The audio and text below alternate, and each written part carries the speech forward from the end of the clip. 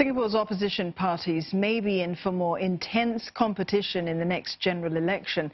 That's the view of a political analyst after today's announcement that Prime Minister Loong has convened the Electoral Boundaries Review Committee. Li with more. The Electoral Boundaries Review Committee's job is to recommend the number and boundaries of Group Representation Constituencies, or GRCs, and Single-Member Constituencies, or SMCs. In January 2016, Prime Minister Hsien said in a speech in Parliament that the EBRC will be directed to further reduce the average size of the GRCs and to create more SMCs. Now the committee has been tasked to do just that. They will have to take into consideration significant changes in the number of electors in current electoral divisions due to population shifts and housing development.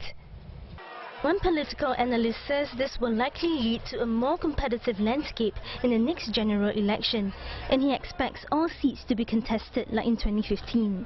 So what that means is, we will continue to see 4-member GRCs, 5 members, and as well as 6, but we may also see the reintroduction of 3-member GRCs. It would certainly be easier for the opposition parties, to put together smaller teams, for the smaller GRCs. And it's much easier, for example, to put together, 4 solid candidates, rather than 6. Professor Tan said that it would be too speculative to say which GRCs and SMCs will be affected, but he pointed out that new towns in the north of Singapore could see electoral boundaries change due to increase in population. He added that the EBRC would be sensitive and not have drastic changes that could upset voters. For example, he thinks that the hot seat of Potong Pasir SMC is unlikely to be absorbed into a GRC. That constituency was under opposition MP Cham Si Tong from 1984 to 2011. PAP won the seat in 2011 and 2015. Opposition parties in Singapore are rejuvenating themselves to connect with younger voters. One of them is Singapore People's Party. It's looking to elect new blood next month, as Secretary General Cham Si Tong and Chairman Lina Cham are expected to step down. Mrs. Jeanette Chong Arudos has also said on Facebook that she's leaving the party. But Professor Tan says it's unlikely that the election would happen this year.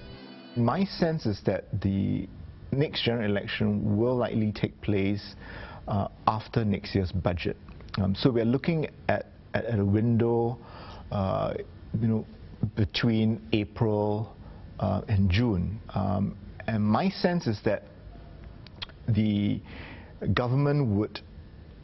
government would make some of the major policies announcements in next year's budget an integral part of its election manifesto. The next general election must be held by April 2021.